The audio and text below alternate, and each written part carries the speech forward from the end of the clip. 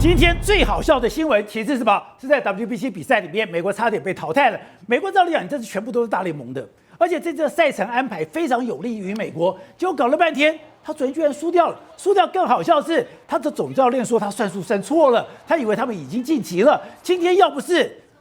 意大利赢了墨西哥，今天只要是墨西哥赢了意大利，他的活命区只有这么一点点。对，他如果今天翻转过来。美国就要被淘汰了。对，没错，美国今天呢应该要感谢意大利，因为今天意大利用9-1淘汰了墨西哥。如果真的假设是墨西哥击败这个意大利的话，哇，你看美国生存的空间只有这么小，你看墨西哥跟意大利都比它大很多，所以等于是美国是死里逃生啊。那为什么美国会搞到死里逃生？大家觉得很夸张，为什么？因为事实上这一次的美国队很强啊。这个 Aaron Judge 美联最厉害的打者，他领先，然后包括什么 Harper 啊，这个一大堆的重炮手，再加上说美国这个投手2个赛扬奖名头都来了，照理说应该打到决赛应该不是什么问题吧？所以呢，因为他们就是这样，所以骄兵必败啊。他们这个总教练 De Rosa 他说什么呢？他在这个意大利跟这个美国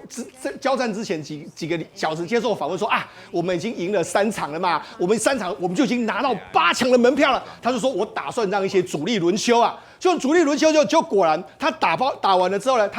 他们就让什么 Harper， 这个是费城人的重炮 Bergman 啊，还有 Rayro 啦，还有包括说 Turan 啊等等的强打都没有先发，也就是说他根本认为说跟意大利打啊不用，我们已经晋级了，没有问题了，没有上场，所以就这样子、啊。而且更狂现在被爆料什么呢？因为他们打败意大利的时候啊，墨西哥他们真的以为全部晋级了，所以全队都在休息室里面庆功啊，就已经觉得啊我们晋级到8强了，聊天聊到很晚，然后最后巴斯在凌晨12点30分才离开球场，所以表示呢。比赛的时候，很多球员没有精神嘛，所以最后呢才会是6-8输给这个意大利嘛，哈，主力轮休，然后投手也都是没有派主力，然后这样子就没想到，后来他们差一点会输啊，所以后来赛后的时候 ，De Rosa 被问到这件事，他说啊，对了，我自己算错了，是我算错了，完全看错了这个计算方式啊，而且更加好笑的是说，他这一张采访来说话 ，MLB 已经把它拿掉了。为什么？太丢脸！对，太丢脸！怎么是？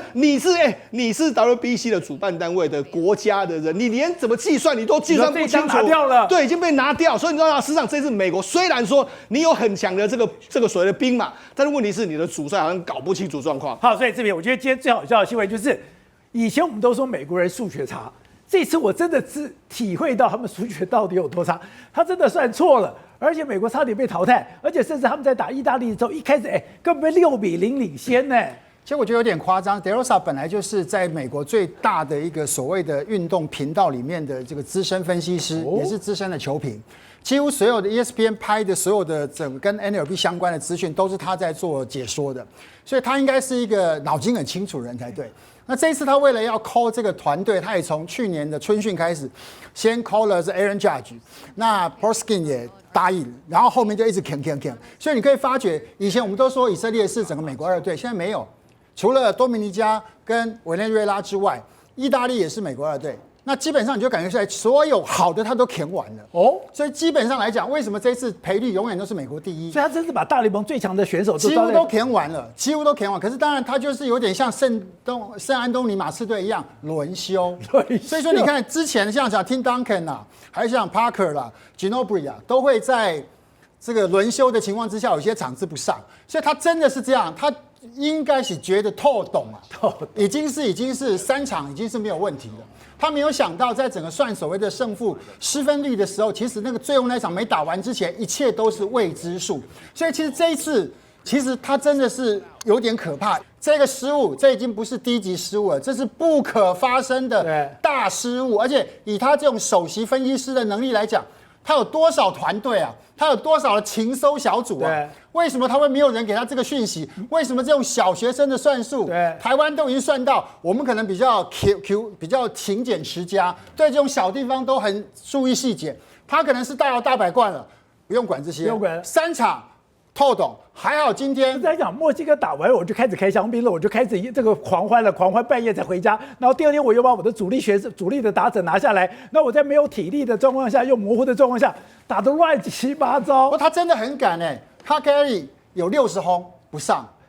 ，Harper 2届的这个 MVP 也不上 ，Duran 酿酒人的2垒手、明星2垒手也不上，3垒手 Bergman 小熊的也不上，外野手的部分 Boston 也不上。所以他都把年轻的全部拉上来，代表说我反正这样子。练兵。他说我还是很想赢，我还是很尊重对手。可他实际上做的摆明就是说，这一场对我来讲是无关紧要、无关痛痒。可是这种资讯竟然在他们这么大的一个所谓的体系里面，没有人传达给他。我觉得这倒是蛮意外跟蛮夸张。就像比如说，我们看在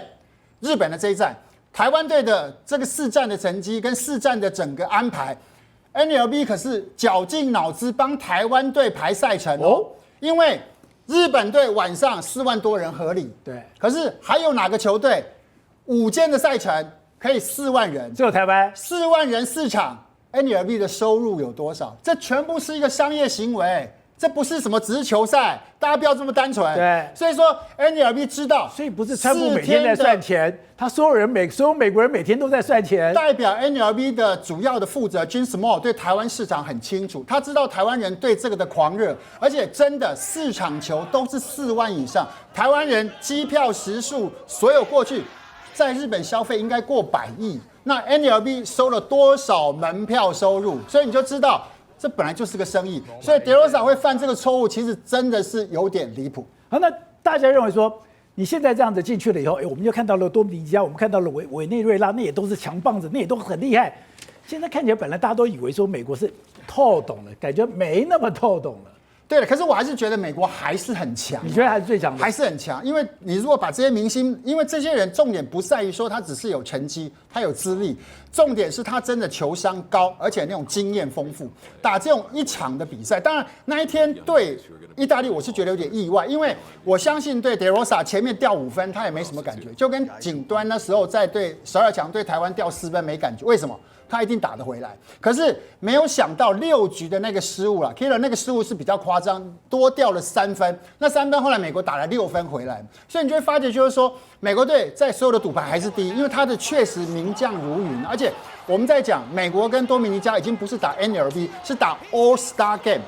明星对抗赛，而且重点是这个的内容，如果你就他们的棒子的强度。是比世界大赛还要夸张。你世界大赛不会1到9棒都遇到这种等级，你现在可能是9棒当中有5到6棒都是 Aaron Judge 还是大谷翔平的等级，每个 OPS 都是1以上，那个是很可怕的一件事情。就你听你常常讲说，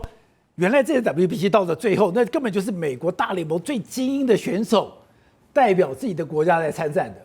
其实你可以看得出来，到后头现在大家问我说，到底谁出胜？讲在现在真的无从预料起，因为就是你把明星棒次排在1到9棒，你像多米尼加，他的整个团队的 OPS 是1.1以上，那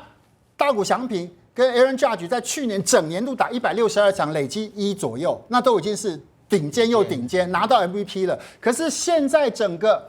多米尼加的1到5棒全部都是1以上，而且在像今天对上委内瑞拉，前4棒全部轰全垒打，而且重点是那个全打是在于说，有些球我是投给你看的，我不是要投给你打的，我是让你要设定说这个偏高的速球让你看过，下面我要调另外一个球去困惑你，可是没有想到他们的挥棒速度跟他们的眼睛手眼协调能力，硬是把这个球给轰出去。所以你就知道这些棒子都是怪物，所以每一个球，你如果看今天的转播，每一个球被多米尼加人打出去，委内瑞拉的投手都会一脸狐疑，这个球你怎么会出棒？这个球你怎么跟得上？这个球好球带啊！你怎么轰得出去？这就是 WBC 的意义。所以到了8强之后，当然今年呢，不管是多米尼加、美国、日本，尤其是意大利，意大利在最后的这一场对墨西哥的比赛轰了4支全垒打。Patino 就个人轰了3支，那基本上现在就看谁的棒子大。可是很有意思哦，意大利这次的变法当中有一堆是2A、3A， 甚至只是高阶1A 的，那个是美国队连看都不会看的球员。对，可是他们在这一次把这个年轻新秀call出来之后，打出了一个令人难以想象的身价。所以说，到底到后头，如果接下来意大利今天的赢球，美国队进8强。如果4强有可能再碰到哦，所以我很期待，如果真的意大利再跟美国碰到的话，我就要看美国队怎么排先发名单。你不可以再这样子把要大棒子收起来，要怎么样来跟意大利做第2轮的一个较量？那意大利能不能再展现像前一场对美国那种前面6局10打8分？我以为美国会被口斗，有没有夸张？对，所以你就知道WBC 好看在这个地方难以预料，为什么？各国精锐进出之后，每个棒子都是有一棒定生死的能力，所以到了头来，到底谁输谁赢，棒子来说话。对，而且刚刚讲的，这一次的比如说中南美洲这些国家里面，我真的觉得他们那个打击的那个强度、那个反应，还有我觉得有一些你根本已经趴在地上了，他还可以从3垒传到1垒去。Machado 在前面一场有2个精彩的这个守备，他在3垒的整个守备，人被重心拉出去的瞬间，人在行动，就等于是